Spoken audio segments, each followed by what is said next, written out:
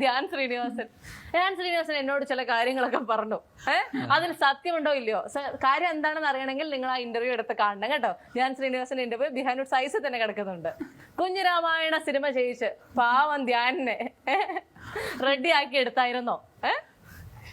എനിക്ക് ധ്യാനിനെ സംബന്ധിച്ചിടത്തോളം എനിക്ക് ഉത്തരങ്ങളൊന്നും പറയാൻ എനിക്ക് താല്പര്യമില്ല. ധ്യാൻ ഇഷ്ടമുള്ള പോലെ സംസാരിക്കട്ടെ, പറയട്ടെ. എന്താന്ന് വെച്ചാൽ ധ്യാന്റെ ഇന്റർവ്യൂവിന്റെ ഭയങ്കര ആരാധകനാണ് ഞാൻ, ഉള്ള കാര്യം പറയാലോ. അപ്പൊ അതുകൊണ്ട് അവന് പറയാനുള്ളത് അവൻ പറയട്ടെ, അവന് സന്തോഷം കിട്ടുന്നുണ്ടെങ്കിൽ അവൻ ചെയ്യട്ടെ. ഞാൻ അതിനെ കുറിച്ച് ഇനി വല്ലതും പറഞ്ഞ് അവൻ ഇനി വേറൊരു ഇന്റർവ്യൂവിൽ പോയിട്ട് എന്നെ കുറിച്ച് കൂടുതൽ പറഞ്ഞു പിന്നെ ഇത് വഷളാക്കാൻ എനിക്ക് താല്പര്യമില്ല. അവന്റെ ഇഷ്ടം എന്താന്ന് വെച്ചാൽ അവൻ ചെയ്യട്ടെ.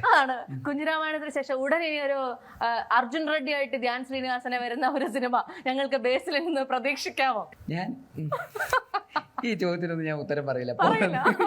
ധ്യാൻ എന്ന് പറയുന്ന ഒരു ഹോട്ട് ടോപ്പിക്കുമായിട്ട് ബന്ധപ്പെട്ട് എനിക്ക് ടെൻഷനാണ്, പേടിയാണ്. Dhyan, you are under risk. ഈ സംവിധായകൻ ഇനി അധികം അടുപ്പിക്കാൻ സാധ്യത ഞാൻ കാണുന്നില്ല. ധ്യാന്റെ ഫാൻസ് ചിലപ്പോ ഇതൊന്നും ഇഷ്ടപ്പെട്ടെന്ന് വരില്ല. ഞാൻ അടക്കമുള്ള ഫാൻസ്. ഞാനും ഫാനാണ്. എന്നെക്കാളും വലിയ ഫാനാണ് എന്റെ വൈഫ്. എന്റെ പൊന്നും അവള് എല്ലാം പുതിയ ഇന്റർവ്യൂ എല്ലായിടത്തേക്കും കാണും, എല്ലാം കാണും. നിങ്ങളുടെ അതും ഞാൻ കണ്ടിട്ടുണ്ട്, ഇറങ്ങിയപ്പോ തന്നെ കണ്ടു. ഞാൻ കാണണമെന്നില്ല, എനിക്ക് പലരും അതിന്റെ ലിങ്ക് അയച്ചു തന്നായിരുന്നു. എല്ലാവരും ഞങ്ങൾ കാണിച്ചിരിക്കും, അത് നിർബന്ധം. ലിങ്ക് എനിക്ക് അയച്ചു തന്നു, അതിന്റെ തമ്മനയിലൊക്കെ കണ്ടായിരുന്നു ഞാൻ അറിയുന്നുണ്ടല്ല.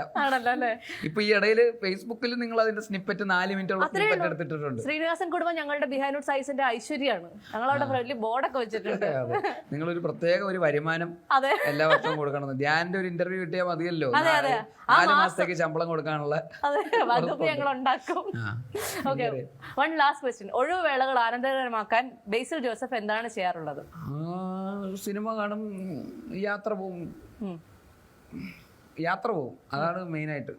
സിനിമ കാണുന്നത് പിന്നെ നമ്മുടെ ജോലിയുടെ ഭാഗമായിട്ടും അല്ലാതെയൊക്കെ സിനിമ കാണുമല്ലോ. അത് ഒഴിവ് സമയത്തും കാണും, വർക്കിന്റെ ഭാഗമായിട്ടും കാണും, ഒക്കെ കാണും. അല്ലെങ്കിൽ എവിടെയെങ്കിലൊക്കെ കറങ്ങാൻ പോകും, വണ്ടിയൊക്കെ എടുത്ത്, അല്ലെങ്കിൽ കുറച്ച് ദൂരെയോ എവിടെയെങ്കിലൊക്കെ പോയി. അതാണ് മെയിൻ. എനിക്ക് ഏതായാലും ചോദ്യങ്ങളൊക്കെ തീർത്തു. വീണക്കല്ലേ 10 മിനിറ്റ് കണ്ടന്റ് വേണമെന്ന് പറഞ്ഞാൽ 10 മിനിറ്റ് കണ്ടന്റ് ആയി. 10 മിനിറ്റ് കണ്ടന്റ് അത്രേ ഉള്ളൂ. മിനിമം 5 മിനിറ്റ് ഒക്കെ പൈസ കിട്ടൂല. ഇല്ല 10 മിനിറ്റ് തന്നെ വേണം. 10 മിനിറ്റ് ഞങ്ങൾ എടുത്തിട്ടുണ്ട്. ബേസിൽ ജോസഫിലെ മറ്റൊരു ലെവൽ നടനെ കാണാൻ ഞങ്ങൾക്ക് സാധിക്കട്ടെ.